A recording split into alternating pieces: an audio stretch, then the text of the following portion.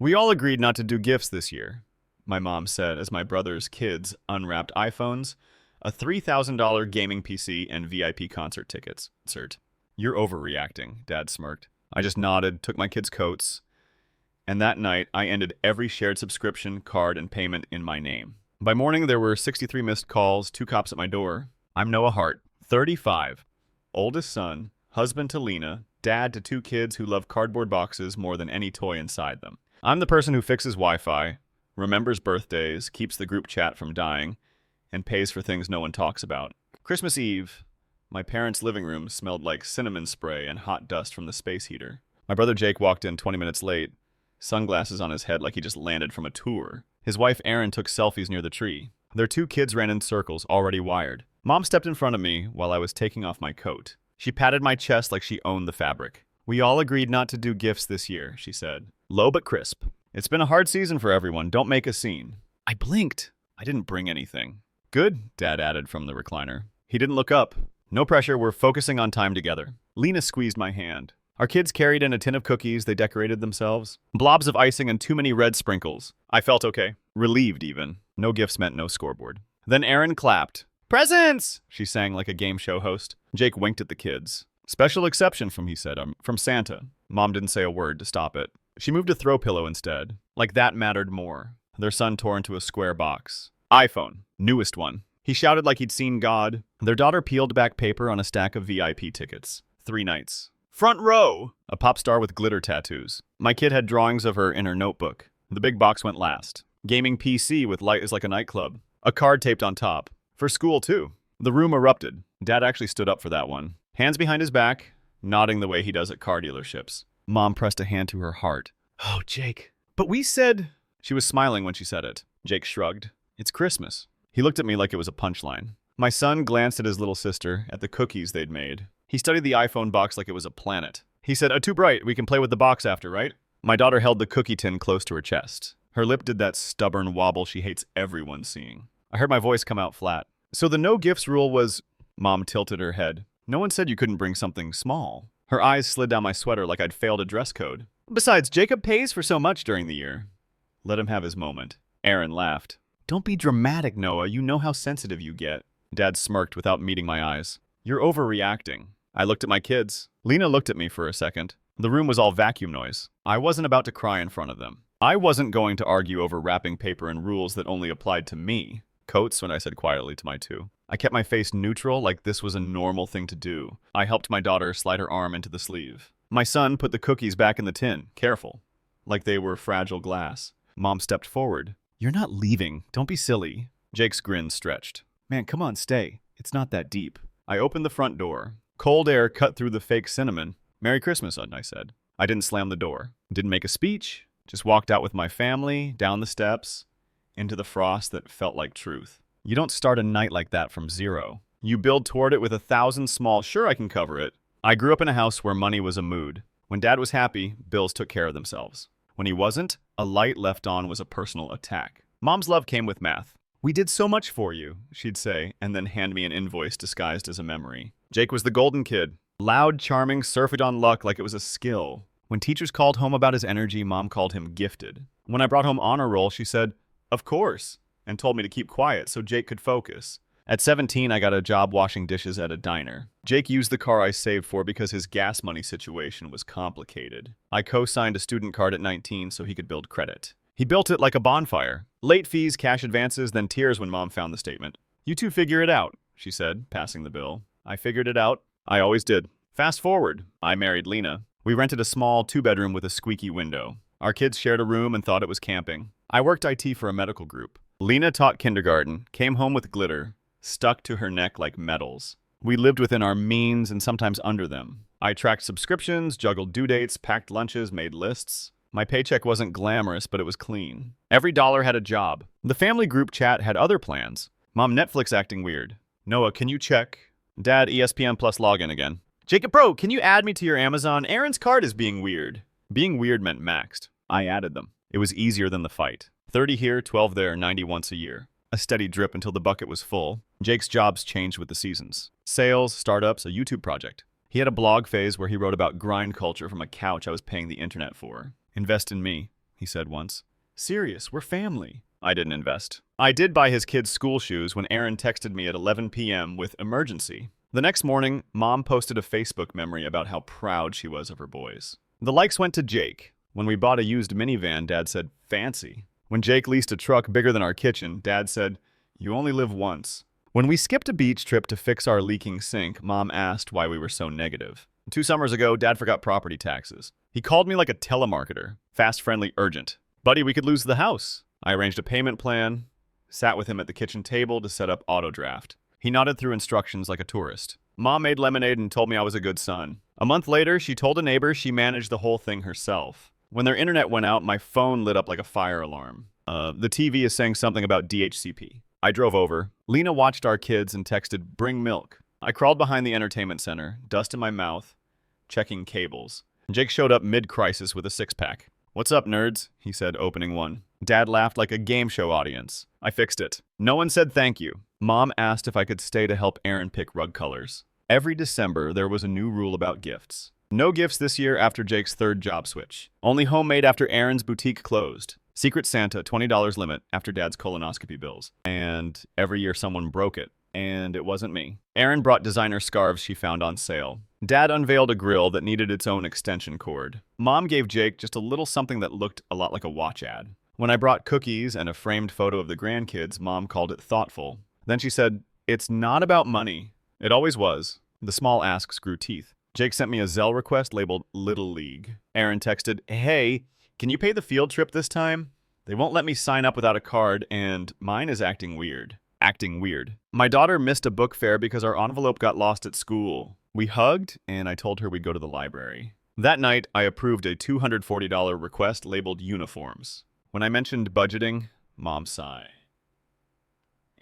Noah, stop counting. It's Christmas. Don't be petty. Petty was the word for any boundary I tried to set. When I said, let's switch everyone off my Amazon, it's unsafe. Mom said, family shares. When I said, please don't hand out my login. Dad said, it's not nuclear codes. I changed passwords and then changed them back after the phone calls. The path of least resistance was a trench I kept digging. 2 weeks before that Christmas, Jake posted a photo of his kids at a gaming store. Eyes shining. Big surprise is coming, he wrote. Aaron commented with a string of gift emojis. Mom heart reacted like she was on payroll. In the group chat, Mom wrote, no gifts this year, everyone. Times are tough. I wrote, got it? Dad reacted with a thumbs up. Aaron sent the same with a snowflake. Jake didn't say anything. Lena asked if I was okay with it. I am, I said. I was tired. I wanted quiet, hot cocoa board games with missing pieces. We baked cookies with our kids and put them in a tin. They looked terrible. They tasted perfect. I slept. And then we walked into my parents' living room, and my son learned what an iPhone looks like when it's no gifts. He watched his cousin's hand wrap around a future he was told wasn't happening. My daughter hugged a tin of cookies and tried not to cry because crying makes grandma say dramatic. People think the worst part is the presents. It's not. It's the story around them. The way my family can bend any rule into a circle that fits around Jake like a halo. The way they look at me like I'm holding a ledger while they're holding love. Back in the car, our kids were quiet. Lena turned on the seat heaters. Slow warmth under the cold. No one blamed me. No one said anything. That silence, polite and careful, was the loudest thing I'd ever heard. At home, I put the cookie tin on the counter. The sprinkles looked like someone had bled glitter. My phone buzzed with a text from Mom. You were rude. Then another. We were embarrassed. Then Dad. Grow up. Lena stood beside me, hip against the counter. Say it, she said. I'm done. I didn't raise my voice. It felt like placing a book on a shelf. Final. Soft. She nodded. Then do it. You don't flip a table in my world. You pull a thread and watch the tablecloth slide out clean. I opened the family group chat. My thumb hovered. Jake had sent a photo of his son holding the iPhone. 2 fingers up like a trophy. Christmas miracle, he'd captioned. Aaron added, he deserves the best. I typed, starting tonight, I'm ending every subscription, card, and payment in my name. Please update your own. You have 24 hours to download anything important. After that, my accounts are mine. I didn't press send. Not yet. Old habit. Show Mom first. Ask permission without admitting it. Lena washed her hands at the sink. You don't need to explain, she said. You've explained for 10 years. I hit send. A small whoosh. Then I opened my bank app. My hands didn't shake. I scrolled through autopays. Netflix family. HBO Max family. ESPN Plus dad? Amazon Prime household? Cloud storage, Jake. A phone line I'd added 3 years ago just for a month for Aaron's contractor discount. My stomach tightened. Lena slid a notebook next to me. A pen. You already know the list, she said. I did. I canceled the add-on phone line first. The carrier app asked, "Are you sure?" Like a friend. Yes. I removed secondary users. I changed the Prime password. I turned off household sharing. I removed saved cards on Jake's account. I ended ESPN Plus. I updated streaming profiles to just US. I canceled cloud storage billed to my card for devices I didn't own. Notifications stacked. You've made changes to your plan. Your payment method has been removed. Your account will expire on... Messages lit the group chat like a pinball machine. Jake, dude, what are you doing? Mom, Noah, no. Dad, put it back. Aaron, are you serious right now? It's Christmas. Me, yes, it's unsafe to share accounts and cards. Handle your own. Jake, wow, power trip. Mom, we'll talk tomorrow. I turned off the chat's alerts. Not the group, just the noise. Lena handed me hot tea. It smelled like mint and a clean page. At midnight, I logged into our joint card and removed Jake as an authorized user. I disabled one-touch ordering on Amazon. I canceled 3 subscriptions I'd forgotten I paid for until the app flashed red. At 12:40 a.m., I saw it. The old gym membership Dad had put on my card after he lost his wallet. He'd never gone. I canceled it. The app asked if I wanted to leave a reason. I typed, "No longer useful." I wasn't angry. Anger had been used up earlier, in the space between iPhone and don't be dramatic. This was something else. I felt like I was clicking seatbelts. At 1:12 a.m., Lena went to bed. She paused in the doorway. "I'm proud of you," she said. My chest pulled tight in a good way. At 1:30 a.m., I added fraud alerts to my cards. I put travel notifications on our spring break plans. I set up two-factor where it had been a prayer. At 2:04 a.m., I opened a new family group. Me, Lena, our kids, as a future placeholder for when they're older. I named it Heart Home. I sent one message. "Movie night tomorrow. Popcorn, your pick." My son's tablet dinged from the other room. He'd hear it in the morning and smile. By 2:30 a.m., I was done. Not perfect. Done. I slept. At 6:10 a.m., the doorbell rang. The peephole showed 2 uniforms and my parents on the porch, like a bad sitcom crossover. Dad had his I'm reasonable face on. Mom clutched her robe like she'd been dragged from bed by injustice itself. I opened the door. "Morning." One officer spoke, voice calm. "We got a call about a family dispute. Is everything okay here?" Mom jumped in. "He stole our services," she said, stabbing a finger at me. "He locked us out of accounts." Her voice broke on cue. "We have grandkids who can't watch their shows." Dad added, "He threatened us with money." I looked at the officer. I sent a message last night that I would stop paying for accounts I own. All logins and cards are in my name. There were no threats, just boundaries. The second officer glanced at Mom. "Ma'am, this sounds like a civil matter?" Mom's face shifted. "He's unstable," she said. "We're worried about the children." She tried to peer past me like my living room was a crime scene. Behind me, Lena stepped into view. Ponytail. Sweatshirt. Calm. "Our kids are eating pancakes shaped like snowmen," she said. "Would you like one?" The first officer smiled, just a little. "We don't need pancakes." Dad tried another angle. "Son, just turn it back on until after the holiday." "No," I said. Jake's text popped up on my lock screen like a comic speech bubble. "Put ESPN back or I swear..." I flipped the phone over. Mom stared at me like I was a door I should be holding open. "Family doesn't do this," she said. "Family doesn't make one person pay for everything. And call it love," I said. The officer cleared his throat. "If there's no threat and everyone is safe, we'll head out." Mom's eyes filled the way they always did when it was time to tilt a room. "Noah, don't do this," she whispered. "It's Christmas." "It is," when I said, "You go home." They left with a final glare that said this wasn't over. The officers nodded polite goodbyes. The door closed. The house exhaled. My phone buzzed itself dizzy. 63 missed calls. Then 70. A vortex. "Mom!"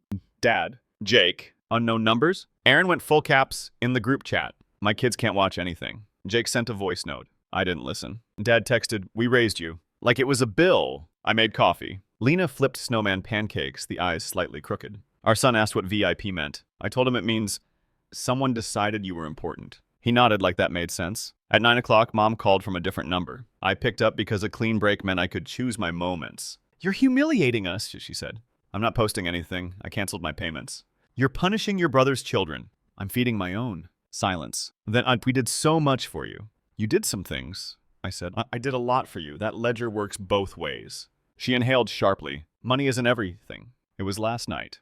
Click. At 10 o'clock, Jake called and went straight to attack mode. "You petty little..." I said, I wasn't loud. Here's what's true. You used my cards. You used my logins. You didn't ask. You got used to thinking my wallet was a family resource. It's not. Get your own accounts. If you need help setting them up, I'll send you a list. You think you're better than us? I think I'm done being your bank." He laughed like a cough. "You want us to fail?" "I want to stop failing my own family." He tried the oldest tool he had. Mom said you were always jealous. I was tired.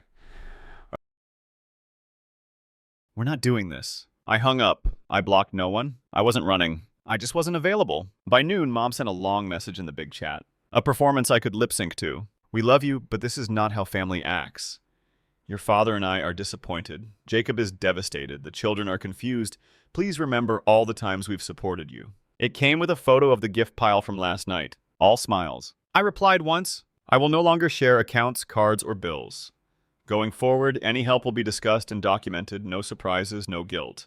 Dad texted me privately. You're making your mother sick. Put it back. Me? No. Aaron wrote, guess we know who you really are. Me? Yes. Then a strange thing happened in the chat. My aunt, quiet wallpaper until now, wrote, good for you, Noah. Cousin Ben added a thumbs up. My late uncle's wife, who rarely speaks, wrote, we did this last year. Best decision we made. The thread hiccuped. Mom left the chat. Dramatic exit. Aaron followed. Jake renamed it Family Without Traitors. Then he left too. My house got peaceful. The kids built a pillow fort. Lena crawled in with them and texted me a photo of 3 heads in a row, all hair and soft cheeks. I saved it. In the afternoon, I opened a spreadsheet. Old pattern, but this time it wasn't for plugging leaks. It was a list of things I could add back to our life now that the drip stopped. Swimming lessons, a new pair of boots for Lena. The library fundraiser my daughter wanted to support with sticker money. A weekend at the cheap cabin by the lake in the spring. I named the file yes. At 3 o'clock, Dad left me a voicemail. Your mother is crying. Be a man. I deleted it. At 4 o'clock, my sister, half-sister technically, on Mom's side, texted me for the first time in months. I'm proud of you, she wrote. I canceled my Amazon family last year.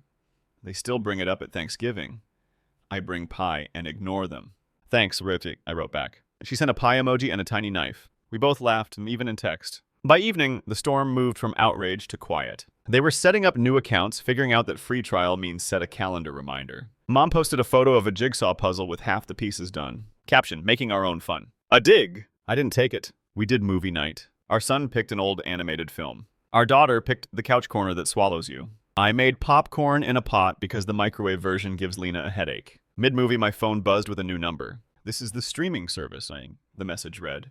We noticed you canceled. I laughed out loud. The kids shushed me dramatically. After bedtime, Lena and I sat at the table, elbows touching. I thought your dad would push harder, she said. He will, I said. He needs an audience. What happens now?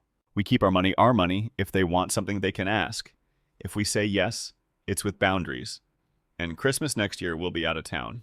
I said the idea landed clean somewhere with real cinnamon. We cleaned the kitchen. It felt like wiping off a whiteboard after years of scribbles. A few days later, Mom texted a single line. Are we still invited to the kids' recital? I stared at it for a second. Read it 3 times. Find the trap. Then read it once. Yes, I wrote, please don't bring gifts, just come on time. She replied with a period. Not a yes.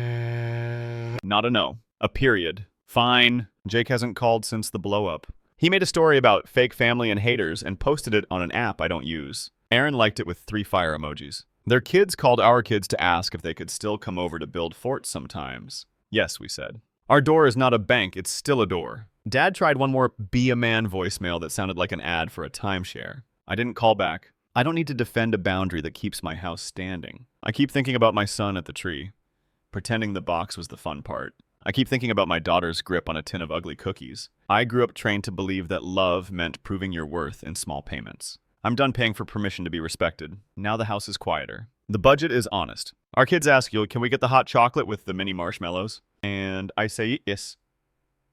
But yes, those. Without checking if Jake needs gas money first. Lena stopped carrying a receipt pile in her purse just in case. I unsubscribed from a dozen family emails that weren't mine. Last night, my aunt texted me a screenshot. Mom had started her own streaming account. The profile icons were generic. No cute names. Just user 1. It made me laugh. They'll survive. They always do when they have to. Here's what I understand now. I can't make my parents fair. I can make my home safe. I can't keep Jake from choosing spotlights over grocery lists. I can choose not to light the stage for him. If my kids learn anything from this, let it be that love isn't a tab you keep open out of guilt. It's a table you sit at because everyone brings something, even if it's just the salt and a good joke. I didn't end Christmas. I ended the story where I'm the extra wallet with a smile. I'm still the one who fixes the Wi-Fi, remembers birthdays, keeps chats from dying. I'm still me. I'm just not their bank. No more shared cards. No more secret add-ons. No more acting weird when a card declines that isn't mine. If I help, it's clear. It's planned. It's mine to give. I'm not overreacting. I'm done being used. And that's the whole moral. Simple as a snowman pancake. I will not be punished for having boundaries. I will not confuse access with love. I will not teach my kids that generosity means ignoring unfairness until it feels normal. They can keep their VIP tickets. I'll keep my family. And this time I'm the one who decides who gets in.